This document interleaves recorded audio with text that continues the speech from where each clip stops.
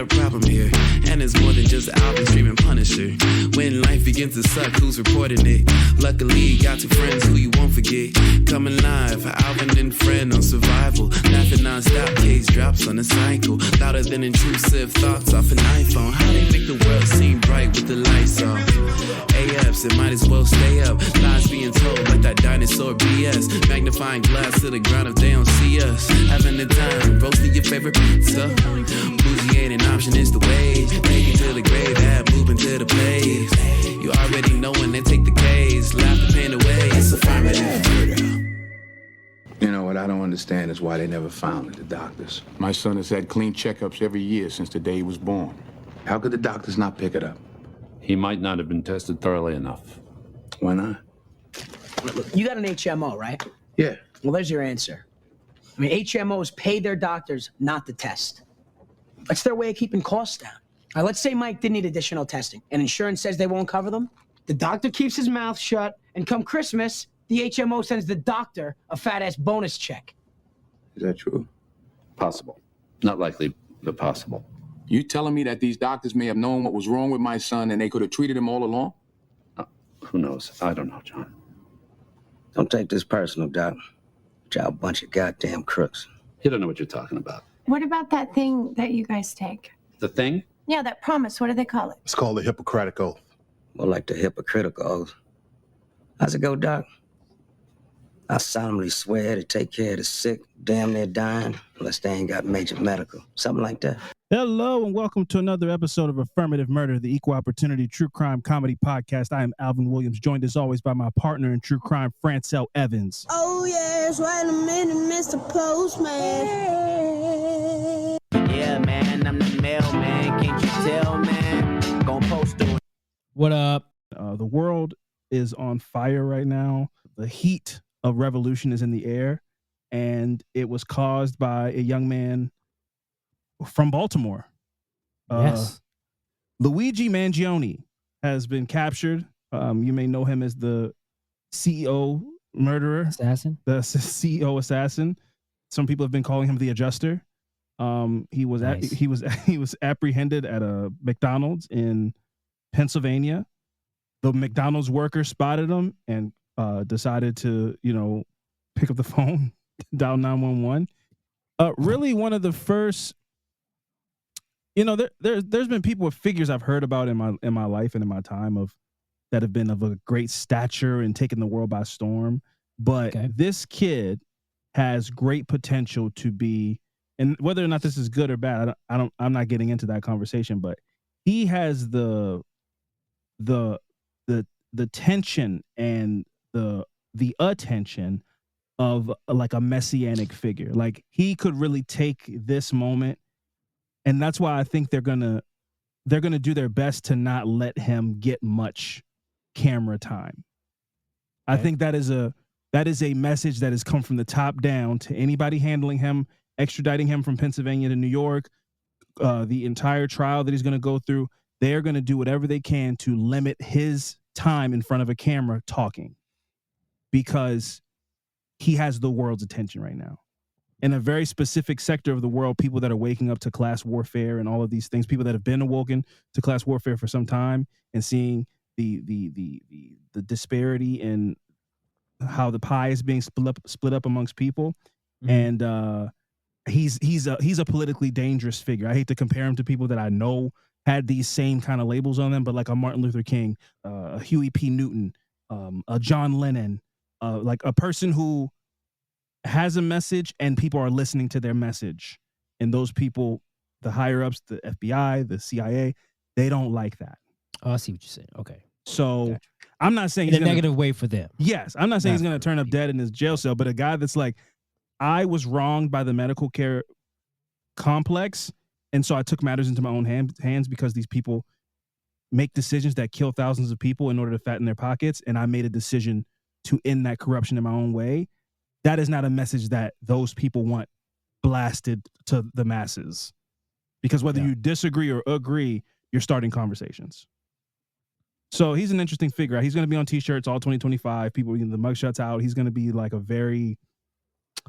he's going to be like the new bumper sticker for a lot of people. Man, free Luigi, man. I don't give a fuck. Free that man. Free. He's doing. Hey, look. Whenever I hear this shit like this, and I hear manifestos and stuff like this, it gives me a weird feeling. I guess, just because of the past. Man, he's doing God's work, man. I'm sorry. Maybe not to the point of somebody's being killed. Right. Let me clarify that. But his point, I get it. I totally understand what he's going through, or what he's trying to his message he's trying to send out, where it's like, insurance company has been fucking people over, for money, and people need life-changing or life-saving surgeries and stuff like that. Yeah. And then like sometimes they won't cover you for certain reasons or age and shit. It's so I actually had to pick my fucking medical insurance the other day for open season at work, and it's a whole bunch of shit that you got to read and understand and stuff you got to pay for. It's like, what? Like, what is this? What does shit even mean? The American healthcare system is an interesting conversation. I'm no expert, but so basically, the Affordable Care Act was put into place to try to minimize and eliminate privatized healthcare, in the sense that if you put a cap or a barrier on healthcare in this country based on how much money you make, people die. So basically, the idea was make everybody have to get healthcare, and that'll, not thinking micro, because I don't want to minimize, because I already hear people being like, do you know how much I pay for per month in a what do they call it? Deductibles? Your deductible, yeah. So like in macro, if the more people that have health insurance, the cheaper it is overall. But if it wasn't required, and it was like a luxury for the wealthy, so you go, I don't need insurance and I'm not required to have insurance, like me and you, everyday average people, and then I break my leg and I don't have insurance, and the medical bill for that surgery would cripple my family. Yeah. Now, the thing that people are coming across now is that there's been all these premium hikes and everything, so that it still kind of happens, even though you are paying for insurance. You get an injury, and you're one injury away from like crippling debt from having to pay back the medical bills. So there are issues, but it's a system that the only thing that I think that I can think of that would be better is universal healthcare. And that's never going to happen, where everybody just gets free healthcare. So it's a flawed system. And Luigi is a guy who, up until apparently, I've done some research, up until apparently like 2023, he was a handsome, dark eyebrow Italian dude living in Honolulu, Hawaii, in a 14th floor high rise. He had 2 college degrees. He had a promising job. He was living his life. He was doing great. This dude's in great shape, all these things. All of a sudden, his back goes crazy. Like he has some kind of disc slippage or something like that. And what I think, I can't find this for sure, but I had a neighbor a few years back who, he was older, but he had back issues. And the thing about back issues are, if you go to your medical care provider, your insurance provider, and say you want a back surgery, if it's too risky, they'll tell you up front they're not going to cover the cost of the surgery. So if he had to get if he wasn't able to get a surgery, or he was dealing with a medical insurance company that was like, we're not paying for that. Like, it's too risky, and so we're not covering you if you go get that surgery. But he's like, this is what I need to feel better. And so he kind of spiraled in depression and these medical issues. And this is a guy who, up until this point, from what we can tell, I mean, Gilman is a very prestigious school. It's a private school. His parents do well.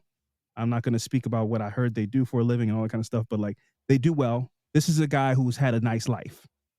And then all of a sudden, injury plagued him, and he got a dose of like what everyday American people have to go through with the medical insurance industry. And that's my own speculation in some points, but to some of the things, that's what happened.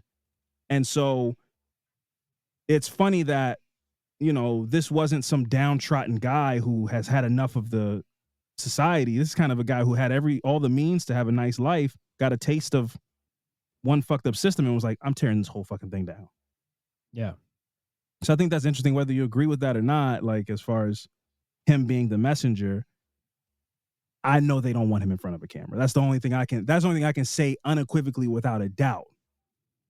The last thing they want is for him to be sitting at a podium or talking and getting access to a phone and talking on Twitter or something like that. That's the last thing they want. So I think regardless of like whatever his wealth, whatever his background and his parents being wealthy or whatever, I think no matter how much money you have, if you're not like a billionaire, Mhm. you still have to deal with shit like this. And then he was just like, health as well. maybe he went through this and was like, what was that about? What? Why do that while I'm talking? You trying to promote Dr. Pepper or something? What are you? I would never strike a deal with Dr. Pepper. behind your back. Anyway, Continue. man, Continue as what I you're was saying. saying. But yeah, I think, I think he was just like, no, this is fucked up. Doesn't even matter if it's just about me. I think it just objectively and just broadly, he was just like, this is fucked up. Nobody should have to go through something like this. He reminds me, I'm not going to say this woman's name because I don't know if this is kind of a backhanded compliment, but we were at a crime con, this past crime con, and a woman came up to our booth. She was very nice, but she was clearly somebody who kind of just found out that the criminal justice system was broken. So she was sitting in front of two black dudes and being like, do you know sometimes people get arrested and they didn't do anything and they just sit in jail for like 10 years and the system like they feed on the bodies of black and brown people. It's so messed up. And we're like, yeah. Mm-hmm. And she's like, I mean, like, you can't believe this. And when I found this out, I said, I need to take on this crusade and change the world. And we were just like, yeah, no, for sure. That's definitely how that works. But she was telling us like, have you heard this? No. Should have been like, no. What? Are you serious? And so, didn't realize I was black. I'm sorry. Yeah. And so I think Luigi Mangione, which is that's the last name I expected his name to be. You can't make that up. I thought his name was gonna be like Dylan or like something. I don't know, like just not so make that one up. Not so whimsical and silly. It's the most Italian name you could ever have. His name might as well be like Stromboli Boiardi. Like his name is so Luigi. Like it's crazy, but Luigi Cannoli. So, but it's an interesting time for sure. I'm interested to see how it plays out. I will be keeping my eyes fixed to how much camera time this kid gets because I don't think it will be much. I'm interested to see his socials because he does have an X or Twitter. And the followers have gone up, and there's this very sycophantic energy around him. He's this bigger than life figure. Can you get out? You're gonna show me that later. Get out. Goodness.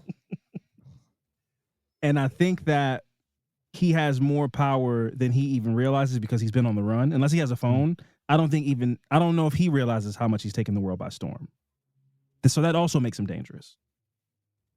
Because he could come out tomorrow and on a Twitter account and be like, go kill all the CEOs.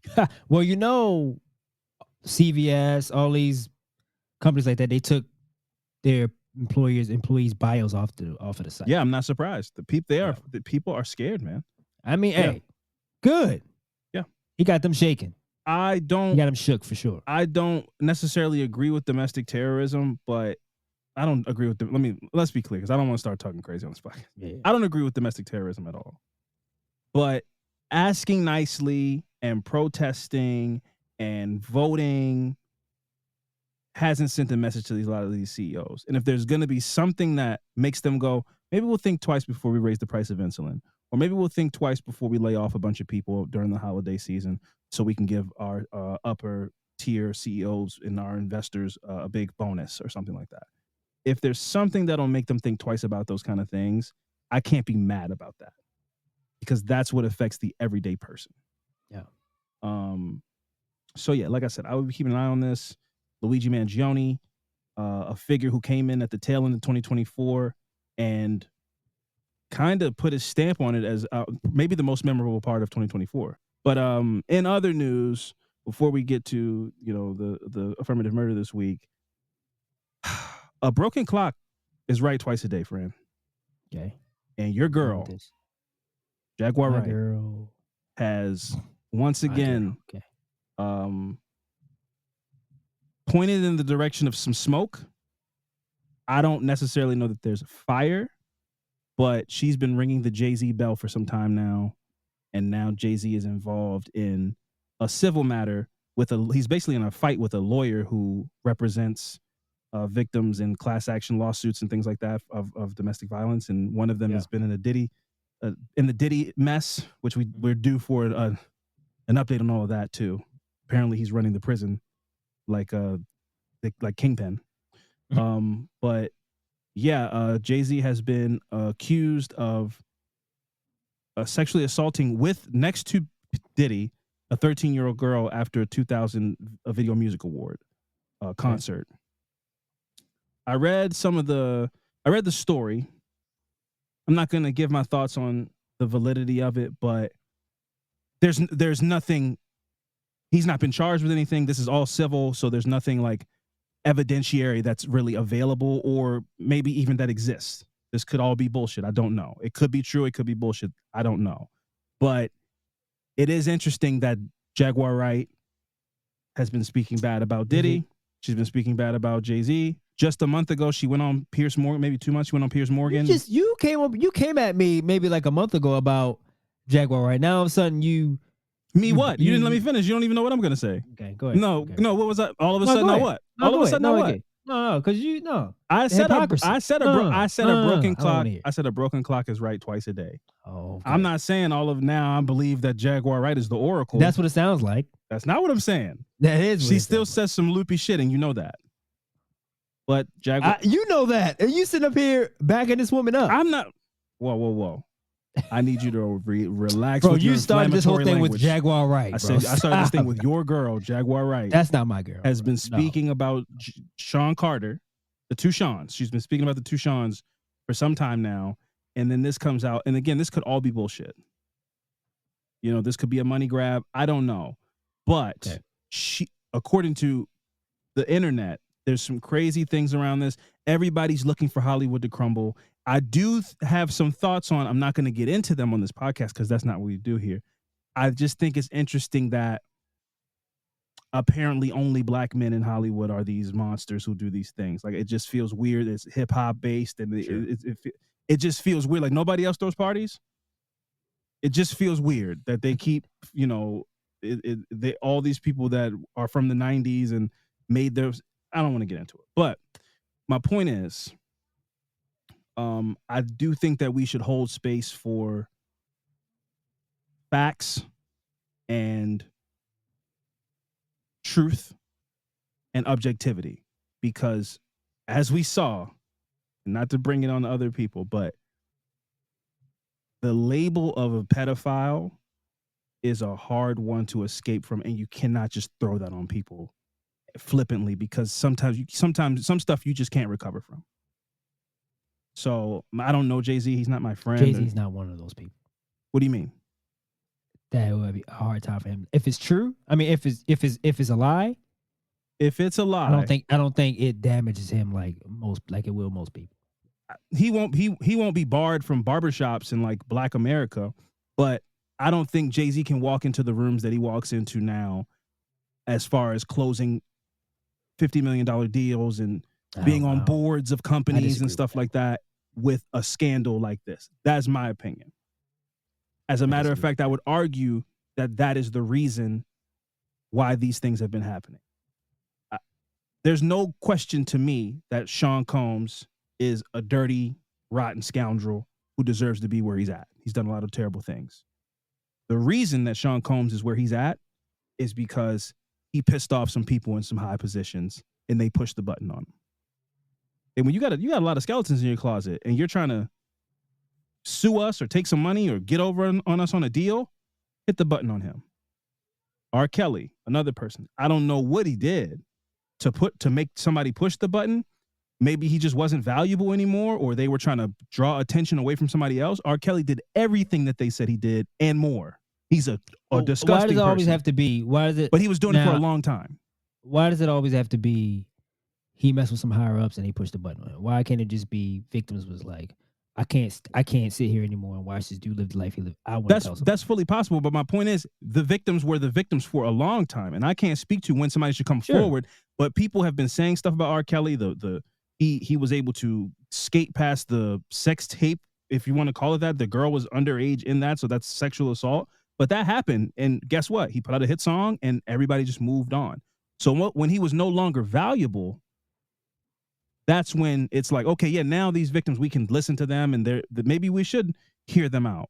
And that's what I mean about the higher ups. I'm not saying of course, victims are always able to come forward and tell their story. But when you're talking about a power dynamic, it's not if your voice isn't getting on a microphone, it doesn't matter how loud you yell.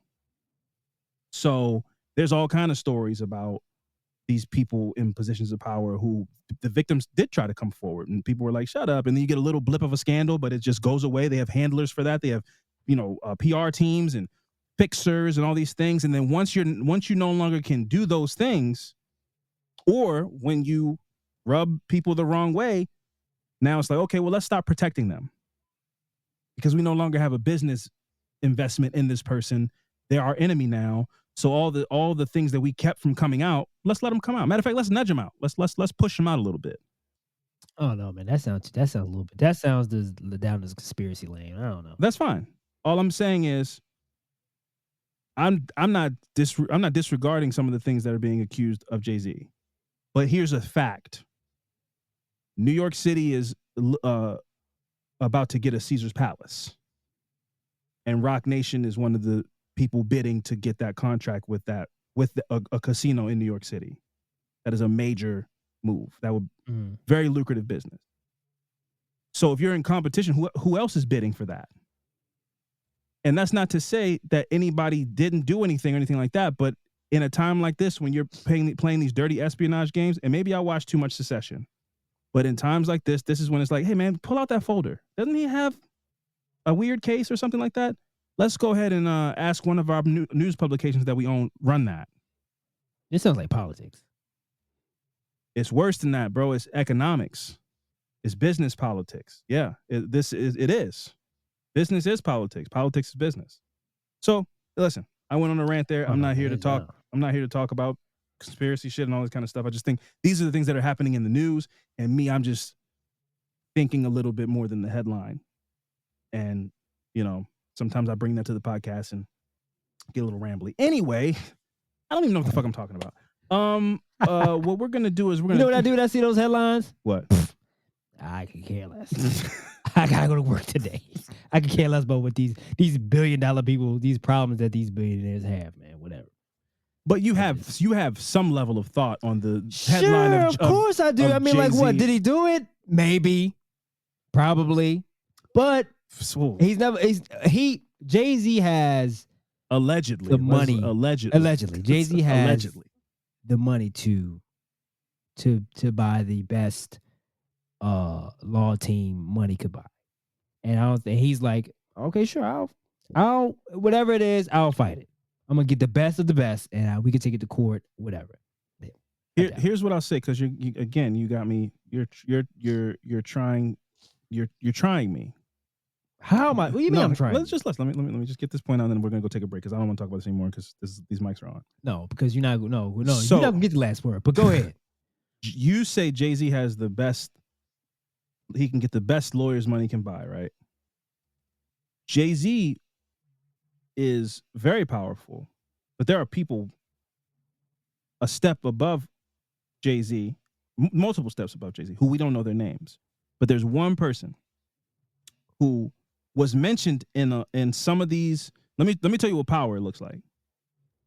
Lyor Cohen, who is an executive of like the subsidiary of, like, if there's Rock Nation signed to somebody, boom, you go up a notch. He was mentioned in one of those Diddy, like that he attended a Diddy party in the court, like in the findings.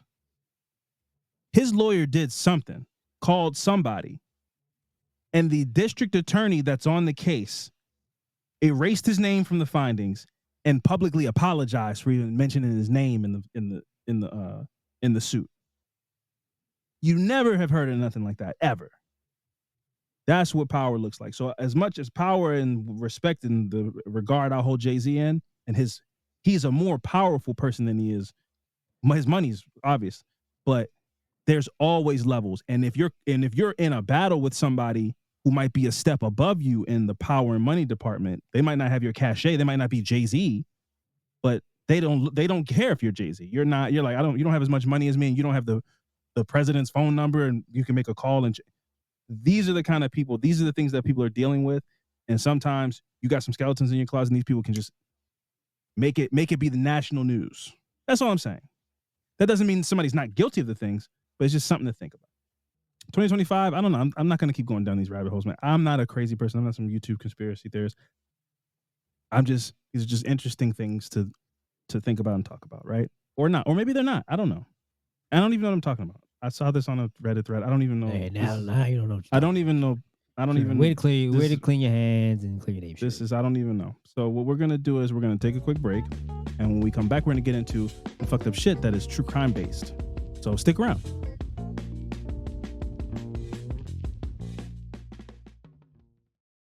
All right, and we are back. Fran, our affirmative murder this week is the story of D'Angelo Martin. So D'Angelo Kenneth Martin was born on May 30th, 1985. He lived with his mother, Shantanese Barker. They lived in a rough area of Detroit and became involved in criminal activity at a young age. His mother was sentenced to life in prison for the kidnapping and murder of Antoine Carruthers in 1998. So again, this is another situation. This kid didn't stand a chance. I mean, like, this is the kind of lifestyle you're growing up around. You're kind of ruined from an early age. Check this shit out. So, Barker, Shantanese's mom, she had allowed the kidnappers of this guy Antoine to hold him because he was a rival drug dealer. She allowed this group of people to hold Antoine in her basement while they extorted money from his suppliers and family. So basically, they kidnapped him and was like, if you want him back, we want this amount of money. They called his family, and they even called the people that supplied him drugs. Damn.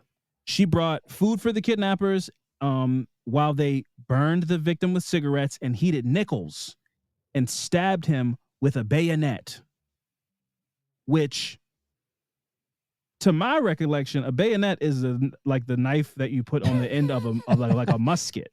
Yeah. Am I wrong? That's what I thought of. So, like, what the fuck? And also heating up nickels? What are they, heating up nickels and dropping them on them? Like, you just go up there and be like, hey, go get that cheese ball tin full of change and bring that down here and bring me a lighter. I'm just going to start lighting loose change and just putting it on his back. Like, what? What was that? I remember the scene, but I don't remember the movie. It was the one where he put the rats under the You're referring to, I believe, one of your jams. I think that was one of the Fast and Furious movies. Is it? Yeah, I think that was one of the Fast and Furious movies. I think that was Too Fast, Too Furious. They were in a club. They were in a club, and they were like, rats. They don't have any way out. They just chew through anything. Yeah. And they started scratching his stomach up. Yeah. No, that might have been All About the Benjamins. That's what it was. It was all about the Benjamins. It was all about that's what it. Yeah. He put the it was like a trash can or a metal bucket and lit it up. Mm-hmm.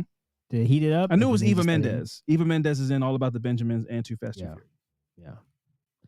I can think of a lot of ones like that where it's like just random torture. That's crazy. Yeah, just random torture. You got any random torture ones? Well, the Wu-Tang Clan, when they were talking about take a wire hanger and just put that shit under a lighter and then just burn them with that shit like. Or then they were like, or you take a spike bat, put his nuts up on the dresser and just bang them shits like blow. That's crazy. So was she kingpin or like what was? It sounds like she was like maybe revenge, sleeping with somebody or just like a being a dumb friend and like, yeah, y'all can come over, y'all gonna let me get some of the money. Y'all can use my basement.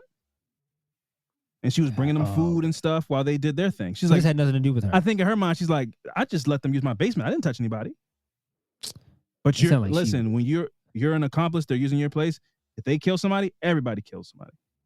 I don't think she was just the Frozen Cup lady on the block, and she was affiliated in some kind of way with these people who sell drugs. To be like, but to agree to like do it in my basement is nuts. Yeah, no, it's fucking terrible.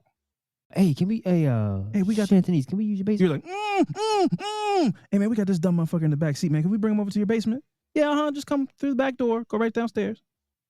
Y'all want some? What y'all want? Fish sandwich? Let me some. Yeah, let me some to eat. I just made some food. I cooked some soul food. Eating good. Somebody fucking down there dying and shit.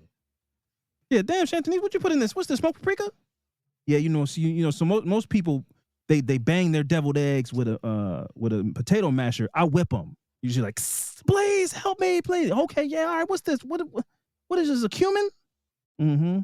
You let it sit in there a little bit longer. It makes it brings out the flavor profile. Yeah, right. Okay, right. Yeah, that's what I was saying. I was telling him over there. I said, man, it's really elevated. It's like a deviled egg, but it's she took it a step above. So like I said, they were burning this dude with nickels and stabbed him with a bayonet. And after not being able to get the ransom, the man was killed and left on a city street. Wow. It is not clear if D'Angelo was home at the time of this, but I would not be surprised. He was probably home for the other. This wasn't the first time they did this. Yeah, they probably use her house to stash drugs. All the time. Yeah, this is the Torture crazy chamber over there. Yeah. Chantonese house is the torture chamber. Yeah. Go over there, take him in the basement, and you fucking light him up with nickels. Mm-hmm. And get some good home style food. She's getting experimental. They go over there just for the food. They was like, shit, we ain't had to come over here, but you. We got there's other basements we could use, but girl, you can throw down. You could. When you did the crab cake egg roll, I was like, I mean, she's thinking outside the box. They just start getting victims just to go to our house. So, after his mother was arrested, he went to live with his father.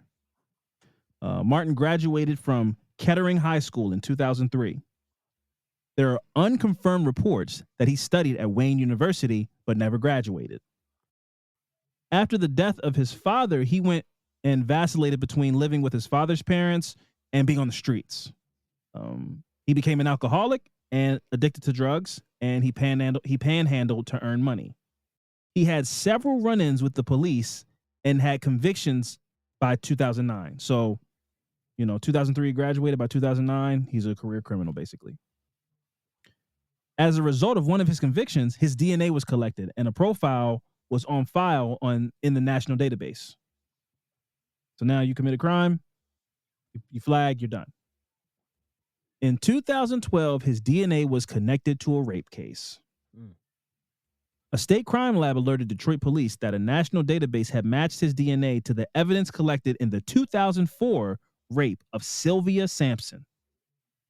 Sampson told police she was walking down a deserted street when a gold car pulled up and the driver pointed a gun at her and demanded that she get in the car. He drove her to a nearby field telling her to do what he said or he would snap her neck, which is an aggressive threat. After he raped her, he kicked her in the face and took $10 from her coat. It does not appear that police did anything regarding this DNA hit at the time that they were informed of it. So her rape went unsolved for several years, from 2004 to 2012. 4 years after receiving the hit, detectives finally investigated but determined that Sampson had died. So without a living victim, the case was closed. In October 2016, Martin's DNA was linked to another rape kit. Hey. In December 2015, a 50-year-old woman reported that a male companion had thrown her down and started hitting her in the face, and she was possibly sexually assaulted in a vacant home. Police noted that she had 2 black swollen eyes, swollen lips, bruises on her legs, and scratches on her neck. My assumption is that when they say possibly sexually assaulted, she was probably knocked unconscious by the violent attack that she suffered, so she couldn't say for sure. So they were kind of just going based off of maybe some of the bruises on her body that it was possible that she was sexually assaulted until they did a rape kit. What is this? Is this Detroit, right? This is Detroit, yes. Okay. Ultimately, the victim declined to be a witness.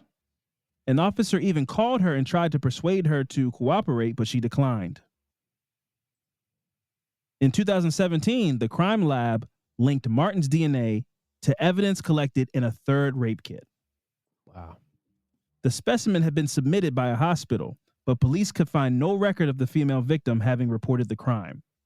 They just had a random rape kit that had his DNA in it, but no victim. Have you ever been to Detroit at all? No, I don't think I've ever been. Yeah, I've never been to Michigan. I hear great things. You hear great things about it? No. Why would you lie like that? I don't know. I like to think I would like Detroit, the Motor City. They probably have great museums of the history of black music and all that. Motown. Right? Motown, yeah. Hey man, I don't know. I want to know like if it's I like to compare. Lizzo's from Detroit. I like to I'd like to try to get an idea of like what the city of. I don't care what the what the city of Detroit compared to Baltimore is like. I like to try to. I bet it's pretty similar. Similar. I bet so. I wouldn't be surprised. Gun Shout store, out to gun Lizzo, store, man. liquor Gun store, store, gun store, gun store, liquor store, gun store. Gun store, Popeyes, Chinese store. Yeah, Popeyes, Chinese store. Hey, Abandoned building. You know what? You may be right. I've never been there. I don't know. Let me not say that. They have a football team. I'm sure Detroit's lovely. Let me not get. I don't know what that means. Man. What is it? I don't know. I want to get out of this. I'm tired of. I don't want to keep trashing people's towns, man. I'm not. I'm sick of getting the emails. I don't care. I don't want to. People are like, no, but we have this. Okay, I believe you. I'm sure. I've never been, and I'm sure it's lovely. We never been.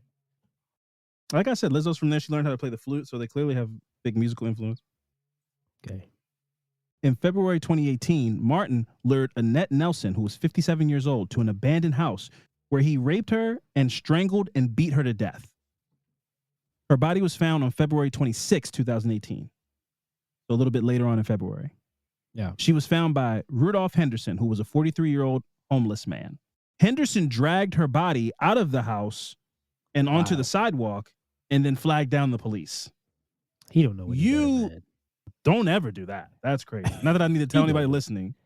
You just put your DNA, your hands all over the crime scene, remove the body. You're not supposed to do that. Now you might have corrupted or messed up evidence. I guess he thought he was doing something nice. I don't know. Yeah. I'm sure he did. So Henderson told the police that he came across the body in the living room while looking for crack. Okay. Honest. He's an honest guy. He said that he moved the body because he didn't think it would be found otherwise, because nobody goes into these abandoned buildings. Famously, in 8 Mile, they touch on this way before, like, I think that was probably the biggest scale in which I heard a conversation being discussed about abandoned buildings. And there's this real scene in 8 Mile where they're talking about a girl that got sexually assaulted by some homeless dude. He dragged her into one of these abandoned buildings, and nobody thought to look for her there because there's abandoned buildings all over their city. But it mirrored Baltimore so much when I was watching 8 Mile as a kid. He's from Detroit too, right? Eminem, yeah. Mm-hmm. And then they burned an abandoned building down. They said it was the abandoned building where this little girl got raped. So it was this powerful scene. They lit the building on fire and they give it middle fingers. And I found it very powerful. Also, side note, don't watch 8 Mile with kids. I was 9 years old watching 8 Mile with my grandmother and my mom in a movie theater. Really? A lot of sex scenes in 8 Mile, a lot of graphic language. Is not one. I don't even know why I was watching 8 Mile, but whatever. That's a different conversation. It was a great movie. But yeah, so that was one of the first times I did you cover your eyes or anything like that? Or? No, I think it was more awkward. It would have been more awkward to even like address that it was happening. Yeah. You just don't make eye contact with it. You just don't even. Right. You act like this isn't happening. You just move on, eat some popcorn. It's gonna pass eventually. But it was one of the first times I had heard a conversation being had like about the dangers of an abandoned building. Because I mean, when I was growing up, when I was a kid, I would see. Wait, you remember this from being? How old were you? I was like 9, 8 or 9. And you remember having this? 8 Mile came out. 8 Mile came out in 2001, I think. So I was like 9. Yeah, I remember having this thought. Well, it was such a. I remember being like moved by like them having this. We are so different. It's insane, man. Our brains are so completely. Well, they were having this real talk about, yeah, man, they took her in this building and nobody could find her, and then it was scary. It was real, and I'm like, there's abandoned buildings all over where I live. Where you live, there was abandoned buildings. Where were you? I mean, in Baltimore. I'm just saying, like, just in Baltimore in general, not like my block necessarily, but like, yeah, I mean, like I would pass there. I lived in the city. I would pass abandoned buildings on any commute going to school. I'm gonna pass a building that has a wood board over the door. That's gonna happen. Man, that's crazy, man. I would never think to have a thought like that at 9 years old. It's crazy. Even when you the movies in front of you, the scene. Yeah. Where's the rap? Where's the rap at? That's like, aren't they supposed to be rap battling in this movie? Like, and that's the thing, man. They oppress people. It's class warfare. They keep us in these impoverished conditions. You're like, oh my God, bro. I want to hear Slim Shady rap. That's why I came to see this movie. And you like, damn, this is powerful. Nah, it's crazy. Like, look, Snoop Dogg got a fucking boob job. You're like, now this is what I'm here for. This like, is what I came for, man. This is finally. You just fell asleep till that part happened.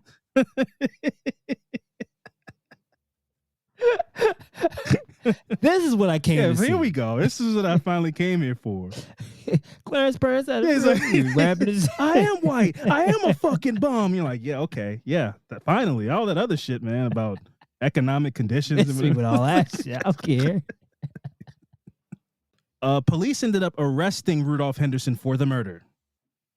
Good. Because you were caught red-handed. Of course, they had no choice but to put you in handcuffs till they get your story figured out, man.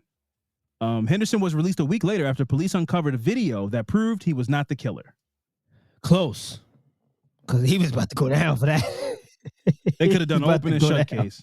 Like, I swear, I told y'all I was looking for crack. A likely story. 2 months later, the crime lab linked Martin's DNA to evidence collected from Nelson's vagina from a rape kit.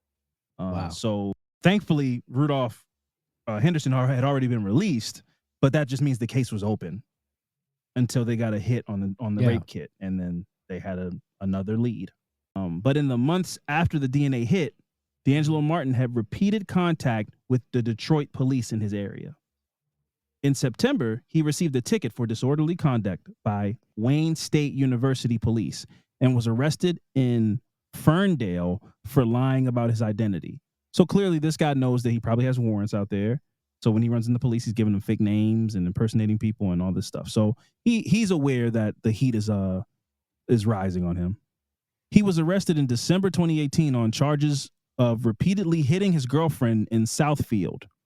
He pled guilty to a misdemeanor assault charge and spent about 2 weeks in Oakland County Jail.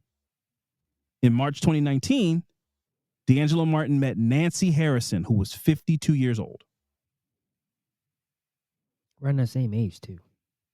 Yeah, he likes older women because keep in mind, he graduated in 2003, so he was like 17 years old. So he's probably like just shy of 40 at this point, or maybe like in his early 40s.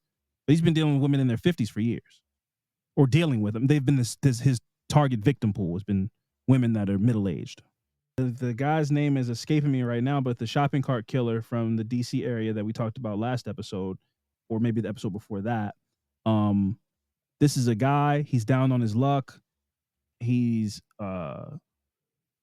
doesn't have a home, he doesn't have a job.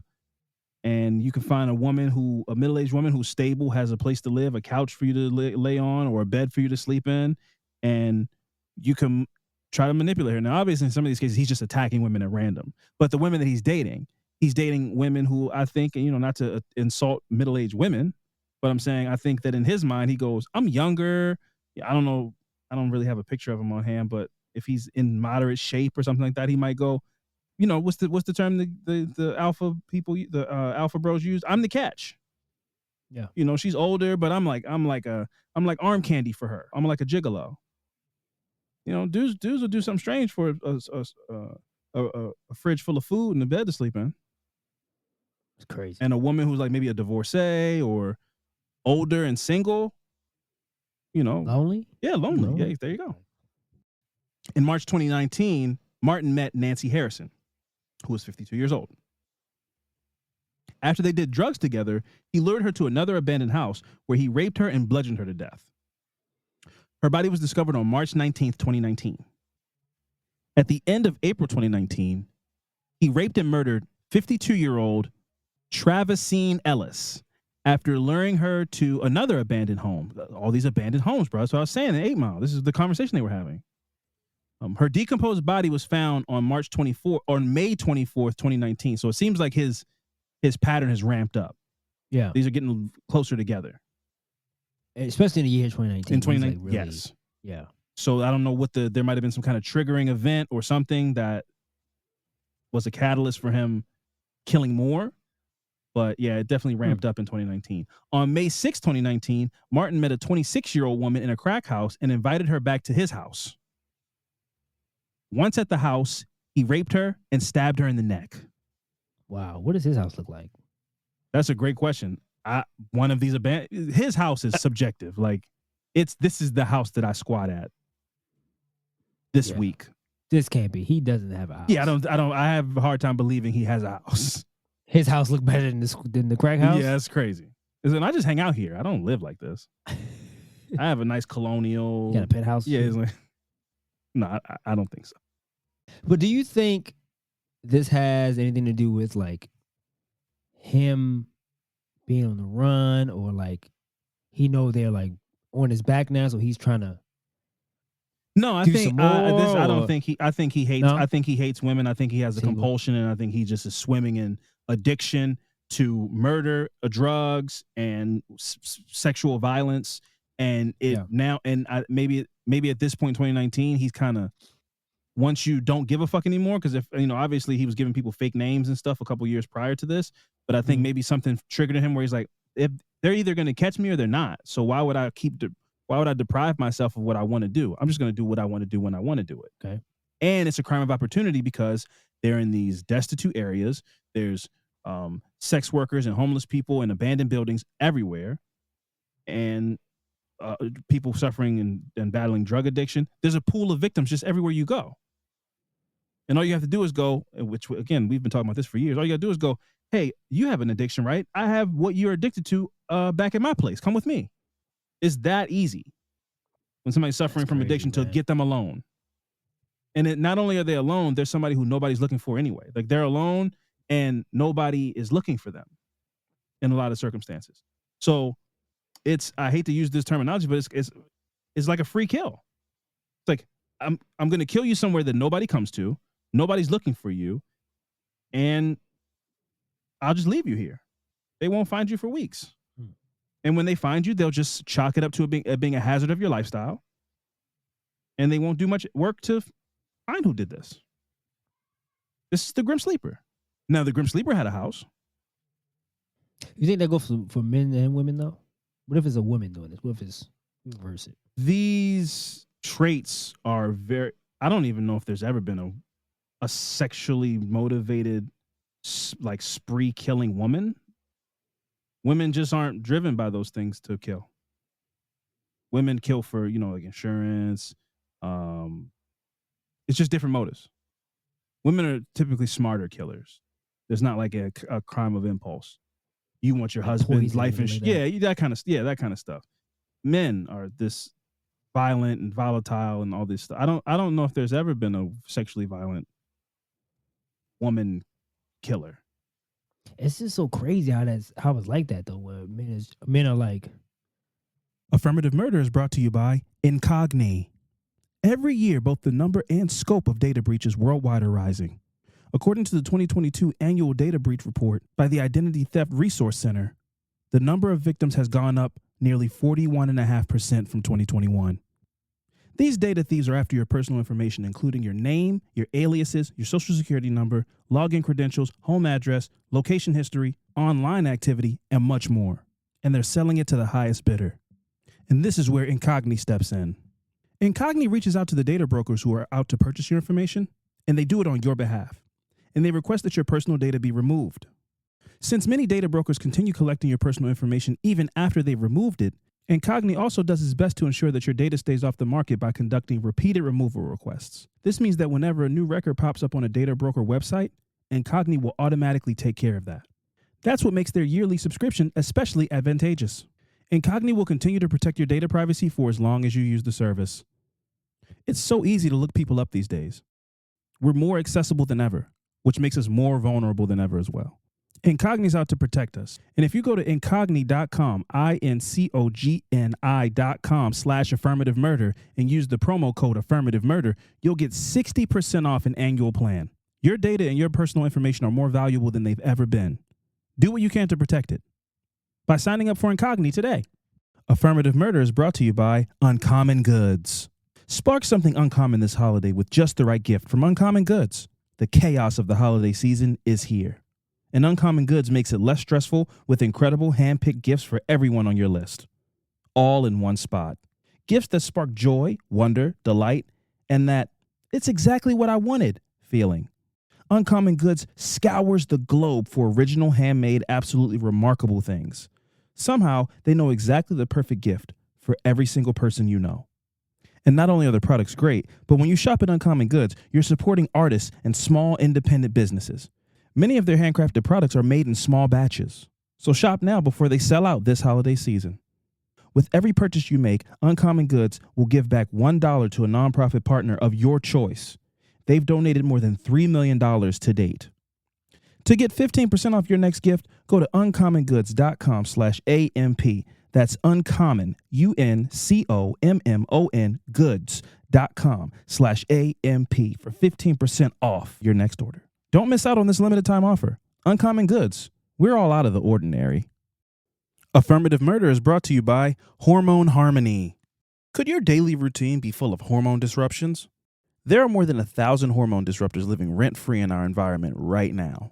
In our food, our water, the air we breathe, the clothes we wear, our skin, and they all mess with our hormones. The good news is, people don't have to suffer through any of it anymore. Because now, there's Hormone Harmony, a formula made only with herbal ingredients that are shown to reduce hormonal symptoms in women of all ages. PMS symptoms, menopause symptoms, poor sleep and feeling tired all the time, a reduced desire for intimacy. Oh yeah, Hormone Harmony can help with all those things. In the over 30,000 reviews for Hormone Harmony, one of the biggest benefits women mention is that they feel like themselves again. Then for a limited time, you can get 15% off your entire first order at happymammoth.com, HAPPYMAMMOTH.com, and just use the promo code AMP at checkout. That's happymammoth.com and use the code AMP for 15% off today. Get those hormones in harmony with Hormone Harmony. All right, back to the show. Sex. Mm-hmm. And oh well, it's like treating women like trash, like a piece of trash, which is like Objectifying. got what I wanted. And Yes. now what are you here for? Yeah, it's everything in the patriarchy is levels, man. Objectification is exactly what the word is, objectifying, treating a woman like an object, a sex object. And that could be you disregarding a woman's feelings in order to get what you want, but it also could be you just disregarding her body, her autonomy, any of that kind of stuff. Is like, so that could go from like, I'll tell you what I want you to hear for me to get what I want. That's called being a scumbag. And then there's, I'm going to take what I want because you're an object. That's called rape, sexual assault, sexual violence. But it's all objectification. You're objectifying women. There's just levels to it. And all of this exists in the bubble of patriarchy. So like I said, he lured this 26-year-old woman away from a crack den and stabbed her once he got her away. The woman fought back and attracted the attention of a relative of Martin's. So his aunt, Linda Martin, told police that she had heard screaming from the basement and found the victim bleeding from a stab wound. Man, how do you after this, how do you live your life or go about your day when you come to find out you've been living with a fucking serial killer in the other room for like over a year or so? I don't know if I could live there anymore. Because speaking to this person, this guy just killed somebody last night.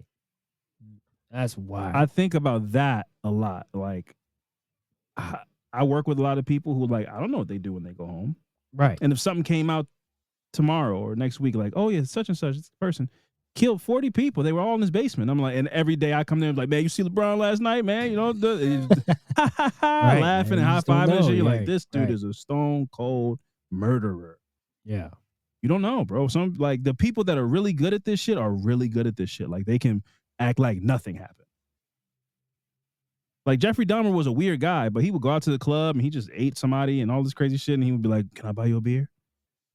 Yeah. And he got a body in a drum in his room at home. Grilled meat on the skillets on the stove. Like, and he would go out and find another victim. Yeah.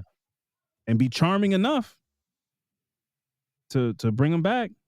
So yeah, man, people can smile on your face whole time. Straight up. Brutal murderers. Scary, man. I think that's why a lot of men have such cognitive dissonance when somebody who's been a friend or a buddy of theirs or something like that, you hear some kind of crazy, like, oh, he raped a girl or this, that, and the third. You're like, what? No, I mean, he was at my Super Bowl party. He's super nice. He asked me how my wife is. Like, he asked me how my mom's doing. You're like, yeah, but it's always an instance where it's like, what? One time he did do something that was kind of you weird, can if you are cognizant, you can flash back to a time y'all were at a club or something. You go, he was kind of a little aggressive and everything like that. For sure. Like the signs are there, but who they are to you. Right. It's something. It never goes. Yeah, but it never goes. I don't think nobody can play it off that well, man. Where it's like, yeah, I saw no sign. I'm shocked. Yeah, that's true. It comes out something, but you just as it being your friend, you go like, you brush it off. Yeah, that wasn't nothing. Mm-hmm. It's just a moment. Yeah. Like, no, this dude is nuts. We both had a friend. I don't know if he's not our friend anymore because he listened to this podcast, but he was a habitual liar. Oh. And we all knew he lied, but it almost was like, laugh it off, whatever. What's the big deal? But that is a red flag. Like, now that we have a word for it, if everybody just kind of laughs, like, he was lying, right?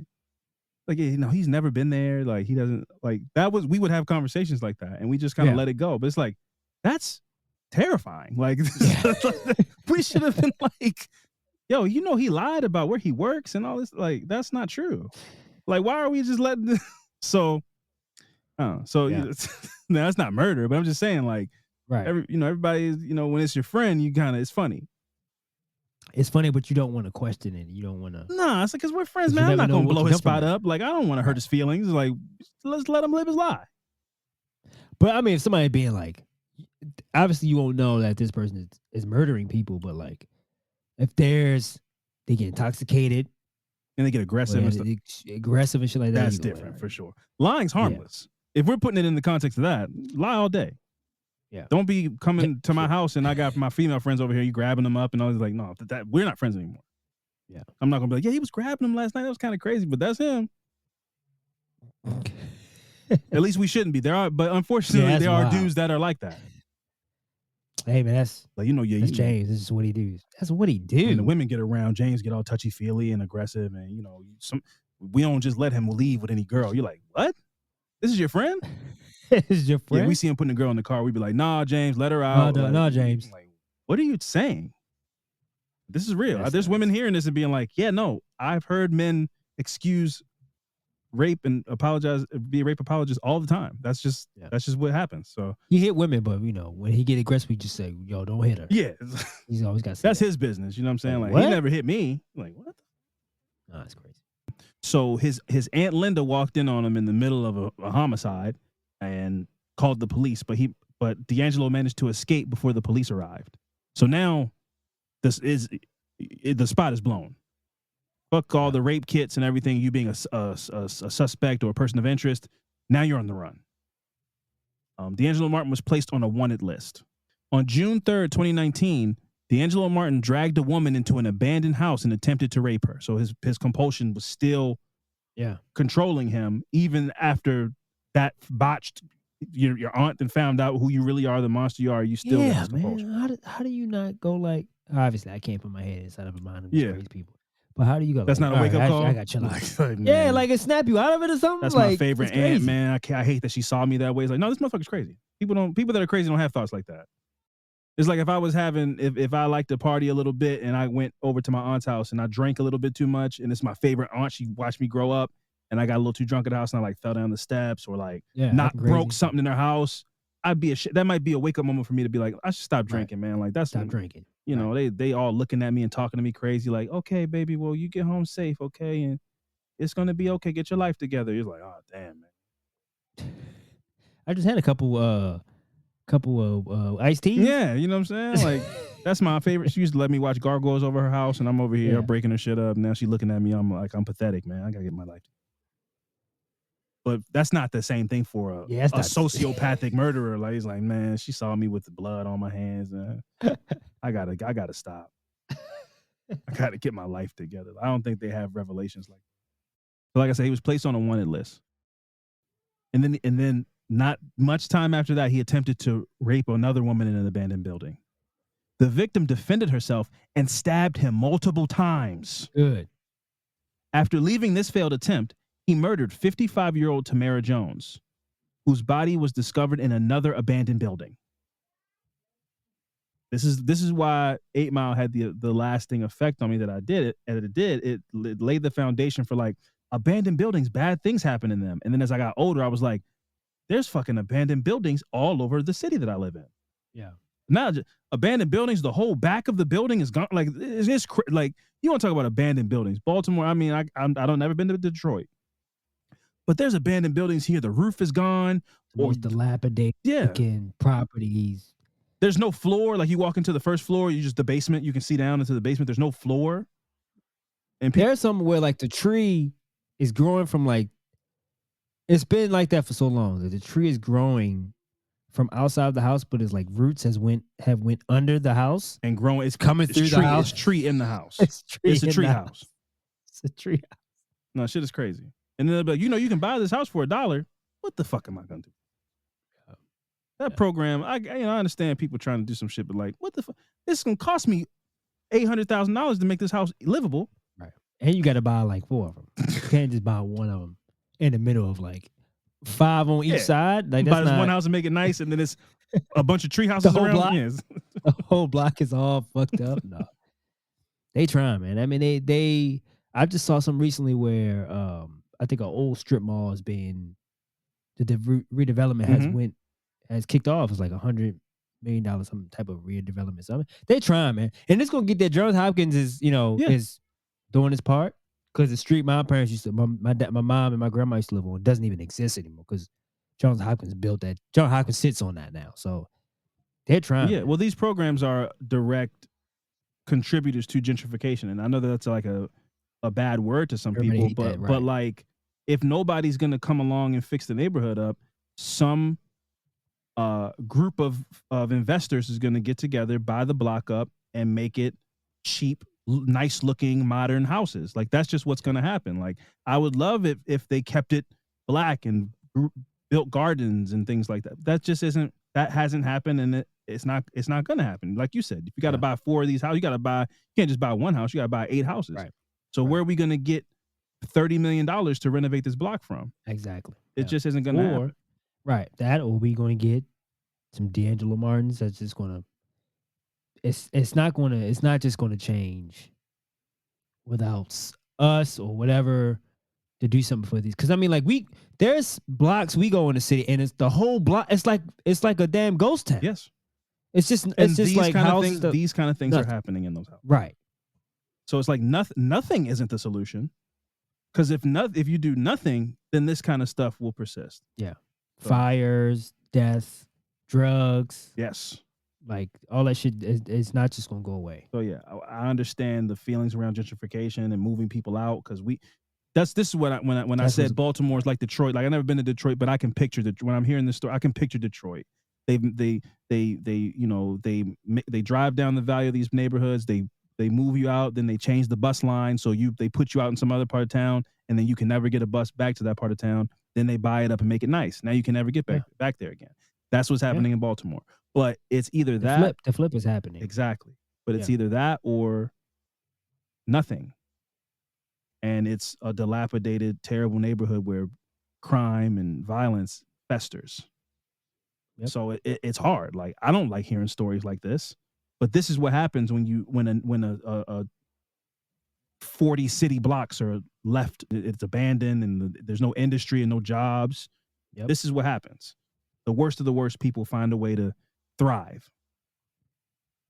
So, like I said, D'Angelo Martin is on full-blown spree. He's on a wanted list, but he's still managing to go around. He attempted to kill a woman unnamed. She fought back, stabbed him multiple times. He leaves that, and he successfully murders 55-year-old Tamara Jones. So he's just going. He's just fully instinct and impulse at this point. Martin would pose all of his victims in humiliating ways.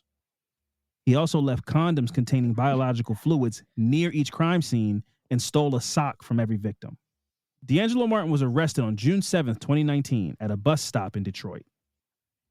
He was then charged with assault and attempted murder in connection with the May 6th attack. The May 6th attack was Tamara Jones. After the second surviving victim identified him as her attacker, police took blood and saliva samples from Martin. These samples linked him to 4 murders. Wow. Police searched over 3,000 vacant houses in Detroit in search of more potential victims. He also became a suspect in several other murders, including Deborah Reynolds, who was last seen alive with Martin at a 7-Eleven. In December 2018, Her body was found in a vacant home.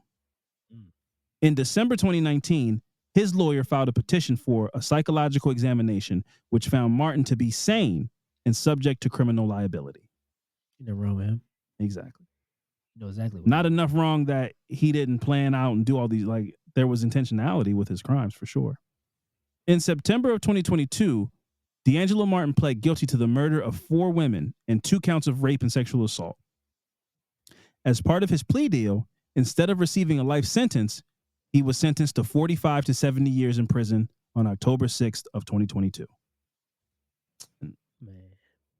Still, he will die in prison. I'm sure it was without parole. Still, though, But I just don't agree. You got to I just compromise. don't like that. You got to compromise in some kind of way to get Compromise my ass, man. I just don't like take that. it to court. Take it to trial. And that was the story of D'Angelo Martin. Absolutely. Fuck that guy, man. Monster. Still alive? Tragic. But yeah, he's still alive. He just got sentenced in 2022. So he's got a long way to go. But this story highlights, like several stories we've done before, the abandonment of black industry and the middle class, the black middle class, you know, like a city like Detroit, a city like Baltimore, who had a thriving steel industry. All these industries packed up and moved. And they left the people who were able to feed their families and have a decent life to starve. And then they gave up on the cities and they crumbled. And then they look at the people that are still there, that are the products of this abandonment, and go, you people live like this? And they blame it on you. Yeah. But places don't just end up like Detroit or parts of Detroit. I've never been, so let me not be so dismissive. Places don't end up like parts of Detroit, like that are in this story where there's 3,000 abandoned buildings. Places don't end up like Baltimore overnight. It's systemic. It takes time. It takes generations. And it is tragic because you can go back and look at pictures from the 1950s and see thriving cities, thriving towns, and thriving people living good lives. Baltimore doesn't say you think it's a joke? Like, you think we're like pranking the world where we got those benches that say Baltimore, the greatest city in the world or greatest city in America? Yeah. It's ironic now because there's like, you can find a black and white photo of somebody shooting heroin while sitting on one of those benches.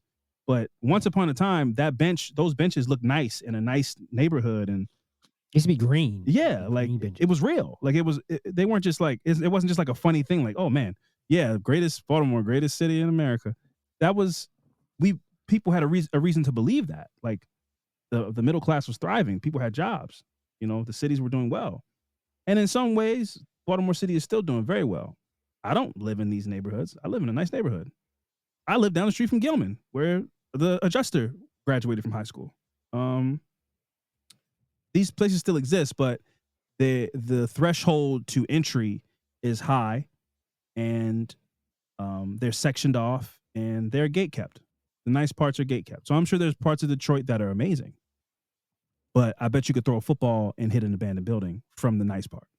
I would imagine Detroit doesn't look much different than Baltimore, which is like, you could be in $1 million neighborhood, make 2 lefts and a right, and you need to roll your windows up and lock.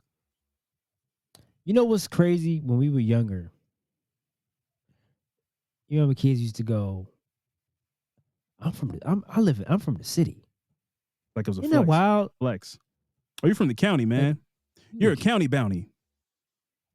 Yes. I could now to this day I could never understand. I'm still I could never understand why the other kids used to say that. Yeah, kids, programming, bro. It's rap music, whatever you want to blame it on. But yeah, kids used to be like, I bet you eat a hot meal every night and go to sleep in a bed, and I bet it's trees in your neighborhood. I'm from the city.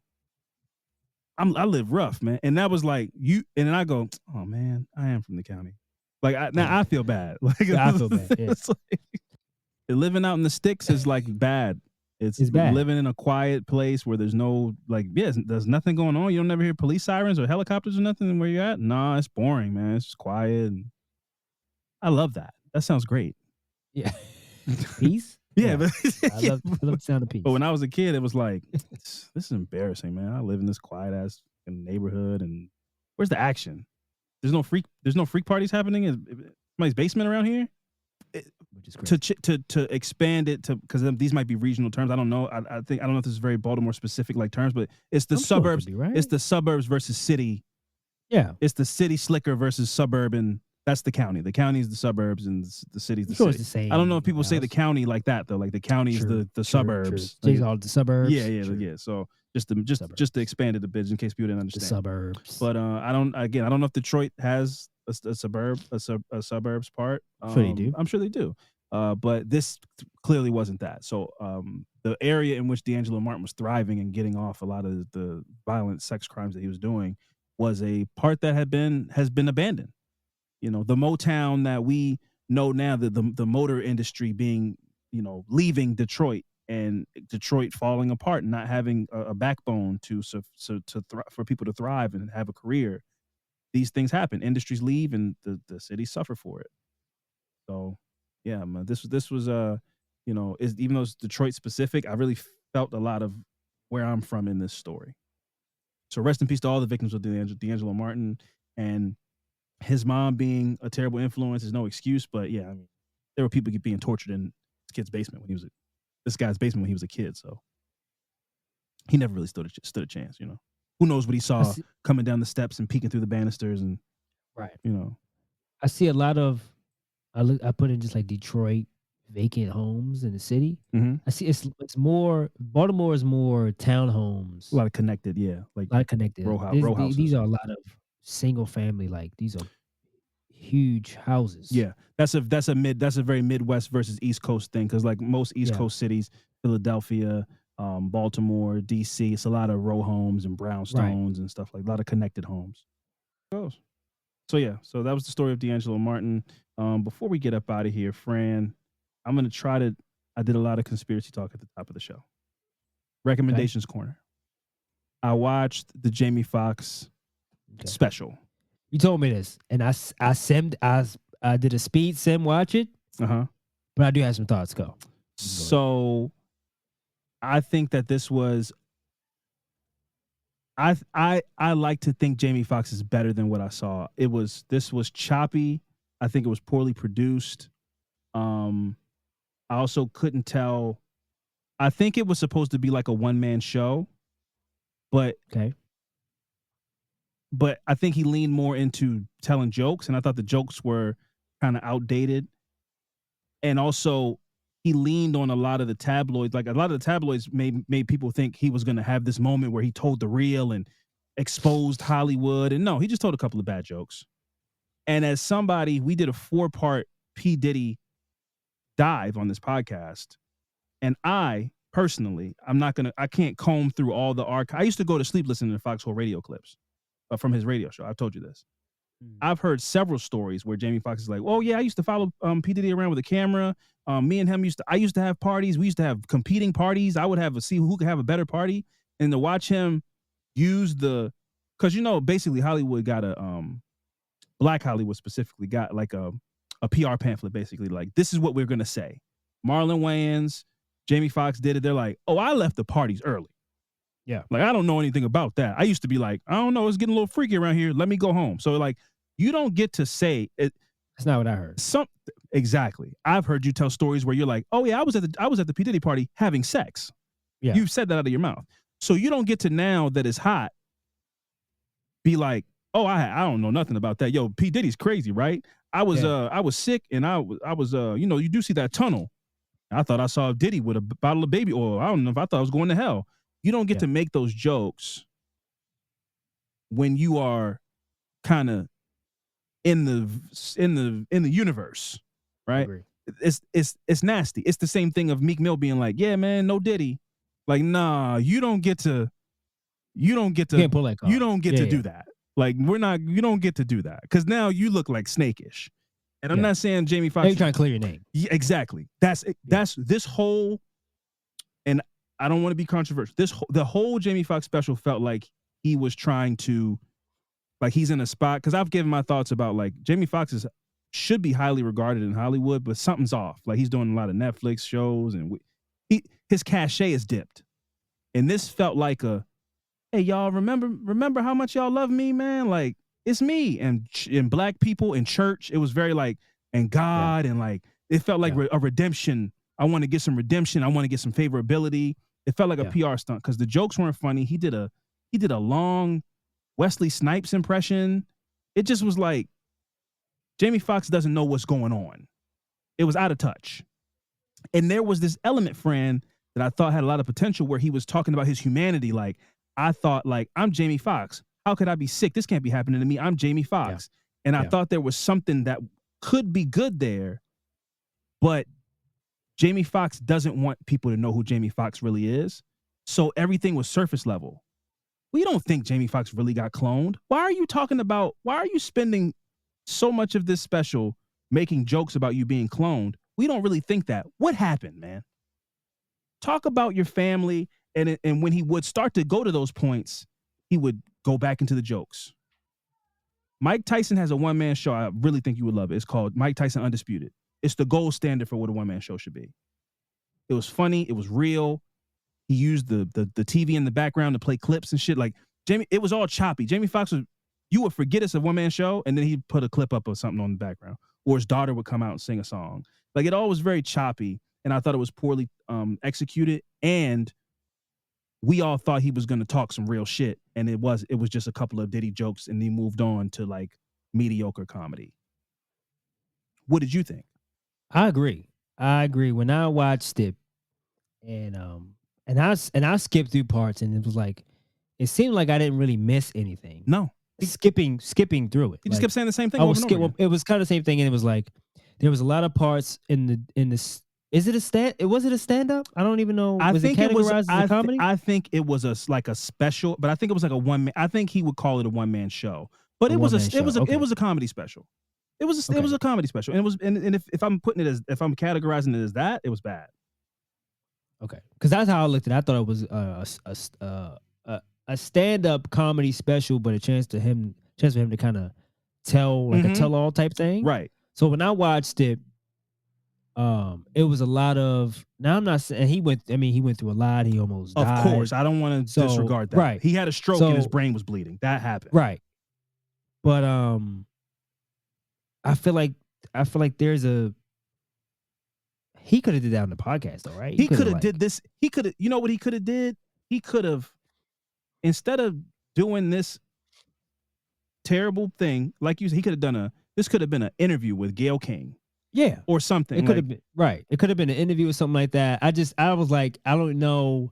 Because first of all, he already made me mad because he came out looking like Martin Lawrence and Runtown ad. So I already had the brown on brown. From the jump, I was like, what is this, man? So he already lost me with that off the jump. But anyway, it was like, I'm like, is it a comedy? Because it was like he was super emotional. They didn't cut that out. That part he kept crying. A whole bunch of shit. Yeah. Right. He went through a whole bunch of shit. He was crying, and there were parts where you could.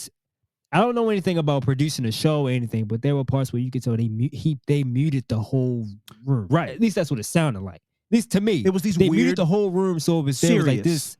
Right. There was this very intense and this very intimate moment they were having, and I was like. For one, no room is that quiet. I don't care who you are. It's no room that quiet. It felt weird to me, but I was like, well, it's not really any jokes. And then you made up a good point, and I'm glad you brought this up as far as like him trying to, I don't know if you want to call it win over his fans back. Yes. But it was when he started doing the Ray Charles impressions, and it was so pandering. He's like, y'all like me, right? Remember y'all like me? Yeah. Remember when did you skip to the part? This part broke my heart because I want to make it clear to people. I love Jamie Foxx. He's one of the most talented people we've ever seen. There is no world where Jamie Foxx almost died and like the Oscars should be doing this. The Oscars should be taking 5 minutes to be like, man, let's show some love. Or something?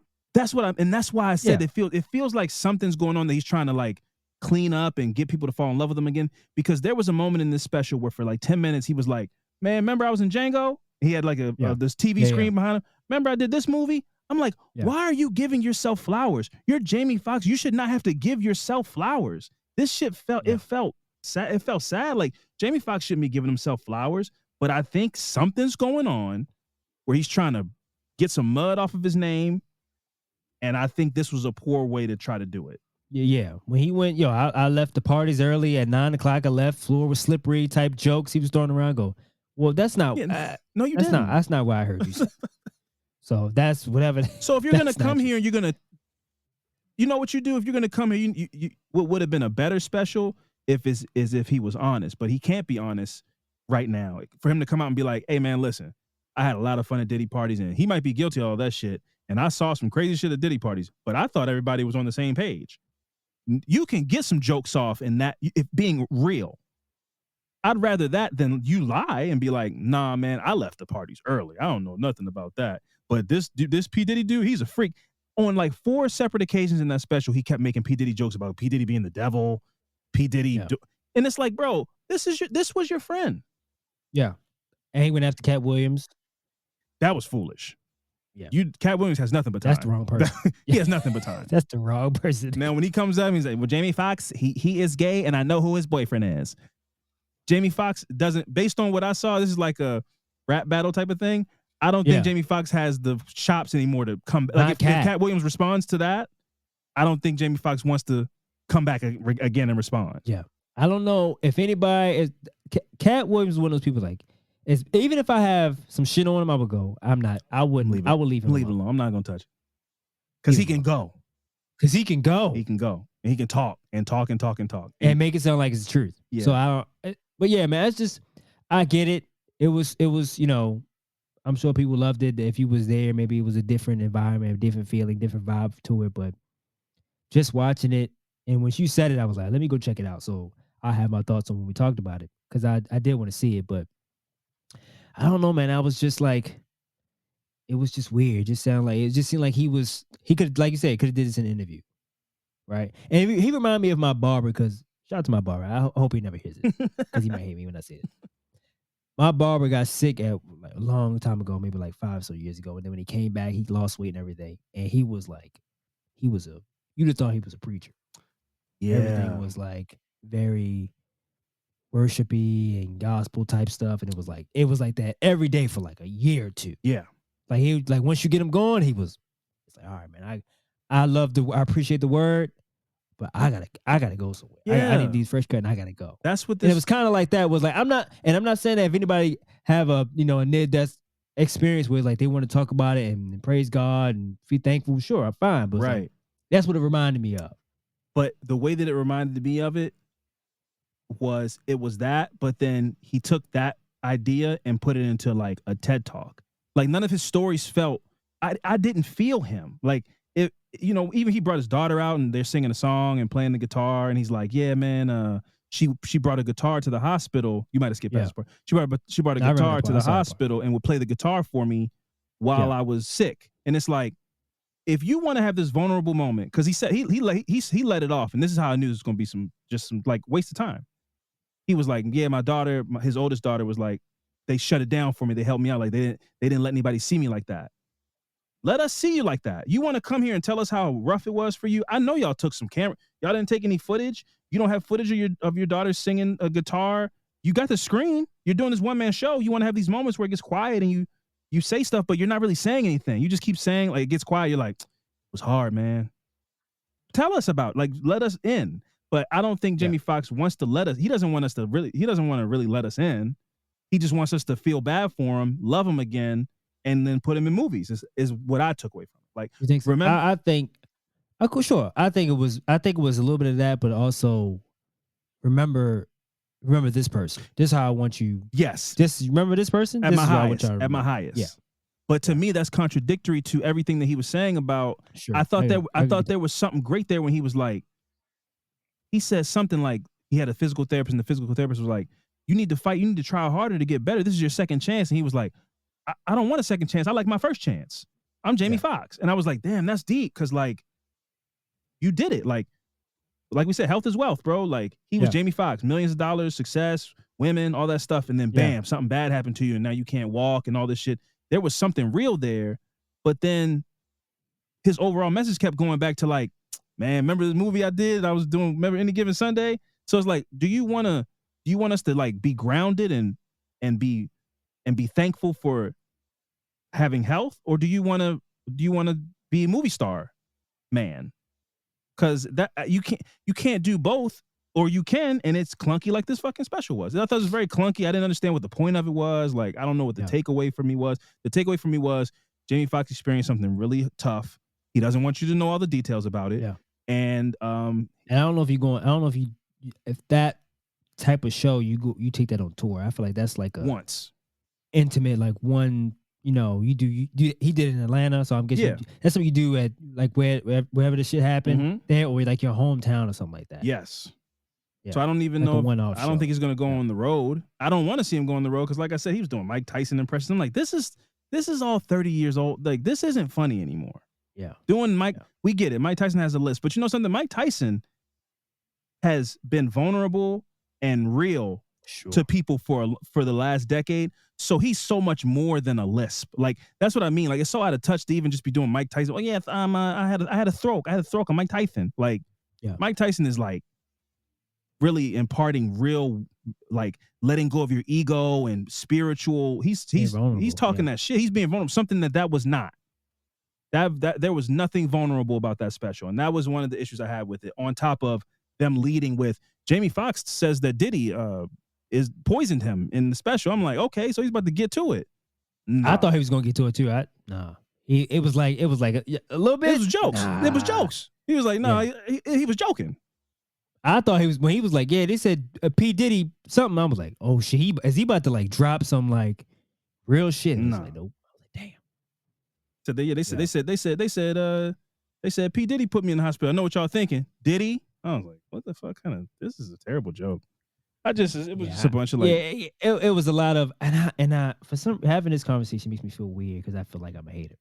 But I go like, at some point when we get to an age where it's just like, we shouldn't be, I don't know, man. When you get to an age, I don't know what age it is. When you start making like young people jokes, it just looks weird. It doesn't hit the same. It doesn't hit the same. And that Diddy joke was like one of those where it's like, that's not good. Leave that for the younger crowd, man. It just don't fit you right now. No.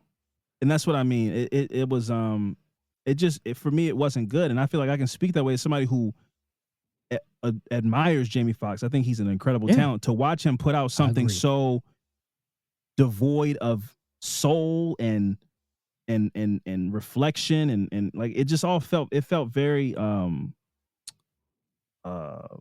TED Talky. Like it just didn't feel authentic. And like you said, I think if it was 1997 Jamie Foxx would have killed that set because all the references would have been fresh still. People remember he spent 5 minutes on New Jack City. Who cares about New Jack City in 2024? Even the people my mom grew up in that movie, came out when she was young. My mom doesn't want to hear somebody do a Nino Brown impression in 2024. Yeah. He just is out of touch. Like, I think stand-up is either a young man's game or an old wise man's game. And he was like a old wise man trying to be young. Yep. You know, like, come out there and be an old wise man. You done seen it all. You done been in these parties. Like, tell us what's going on. You were living a fast-paced life. Even when he said, and I'm not saying I don't believe him, but he was like, yeah, they still don't even know what happened to me. I had a stroke and man, were you doing drugs? Like, be real. Like, tell us what was going on. You just were living a healthy life, and they didn't say something might have caught up with you. Do you do cocaine? Like, tell us. Like, be real. No, I don't want to do that. I want y'all to love me again. So I'm gonna tell y'all I had an illness. I'm fine now. And remember Django? Yeah. Recommendation. I guess I recommend it. I would love to.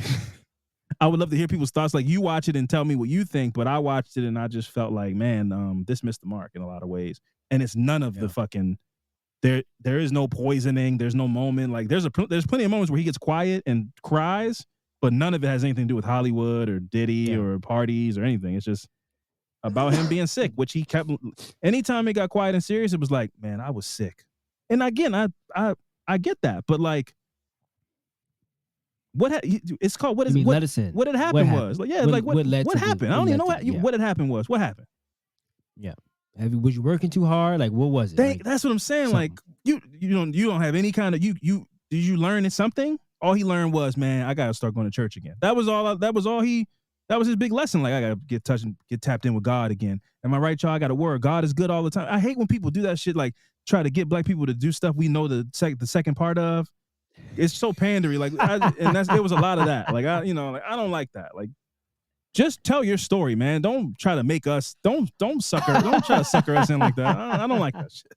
It was a lot of that. I don't like that. We gonna say it.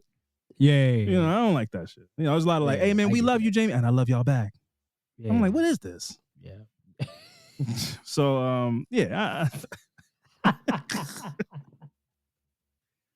I recommend it. I guess if you love Jamie Foxx, you want to see that he's alive and well.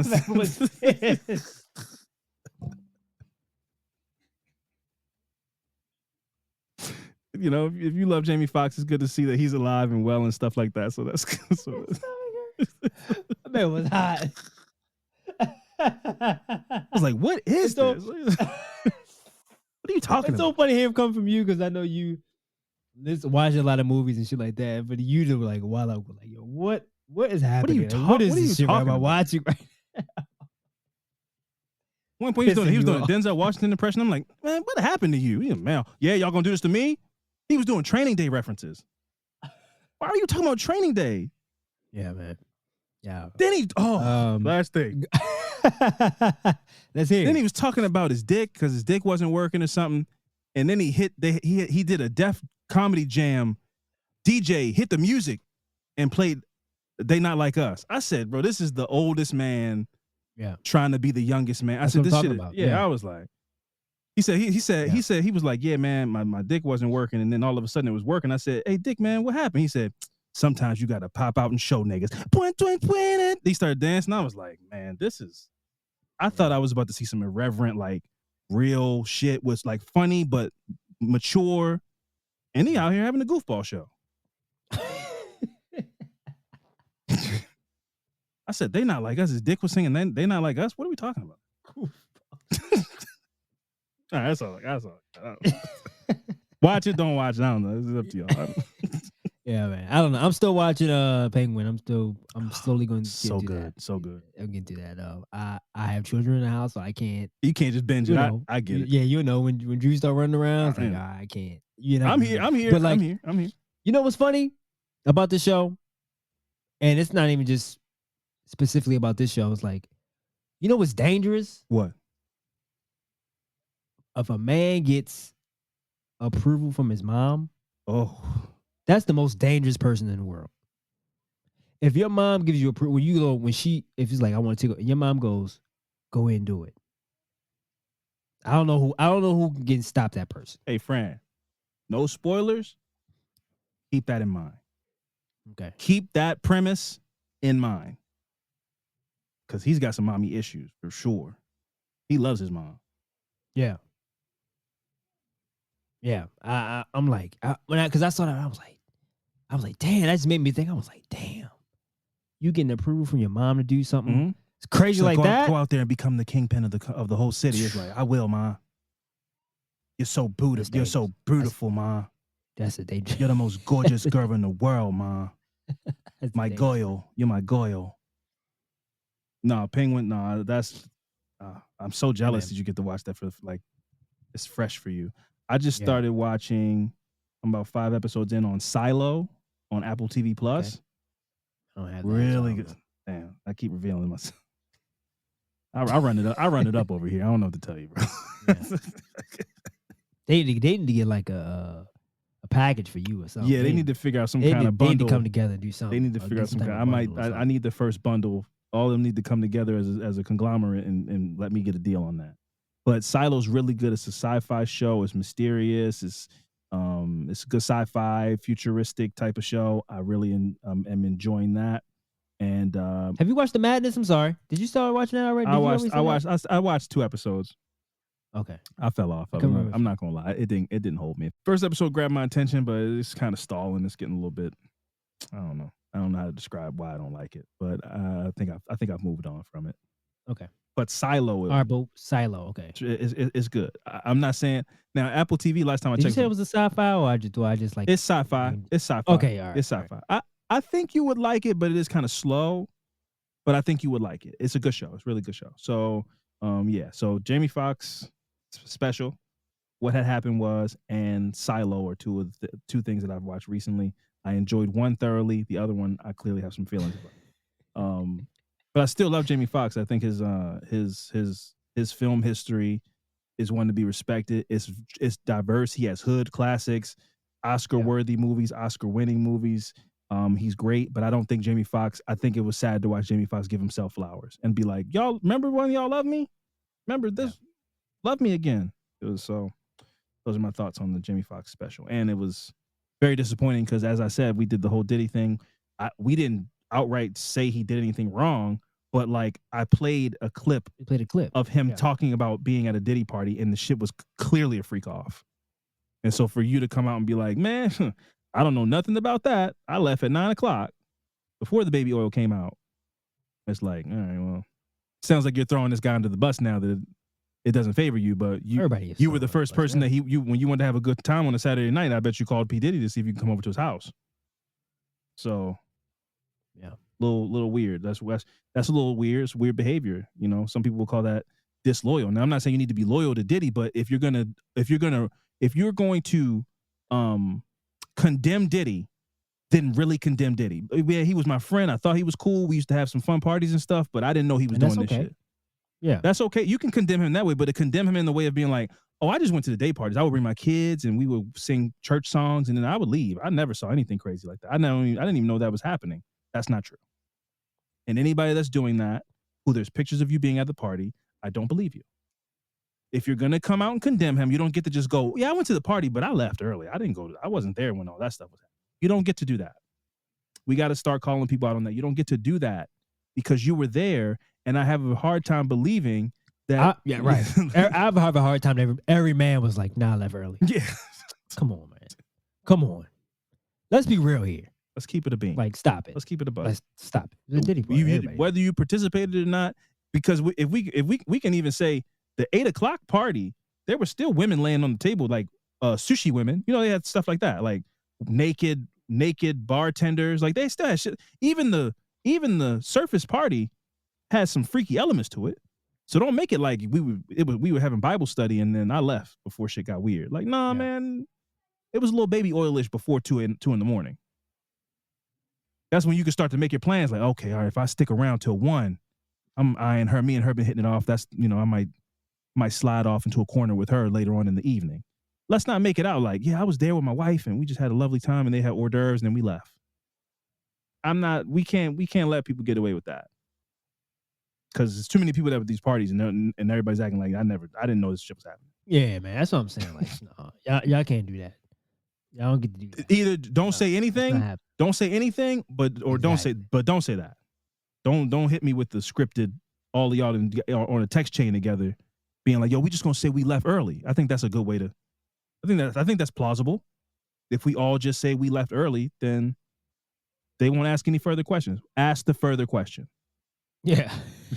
I'm challenging anybody out there in the space, the media or anything like that. If you get to interview people, ask the further question. No, I left early. So you left early. So you never. Everybody left early. Yeah, you never hooked up with everybody a girl. Just left early. You never met a girl at a P. Diddy party. You never had a good time. So was it boring? Ask them that question and watch them hide their smile. Nah, I wouldn't say it was boring, but I left early. Okay. So, listen, this has been another episode of Affirmative Murder, the Equal Opportunity True Crime Comedy Podcast. I've been Alvin Williams, joined as always by my partner in true crime, Fran and Alvin. And we'll see you guys next week. Deuces.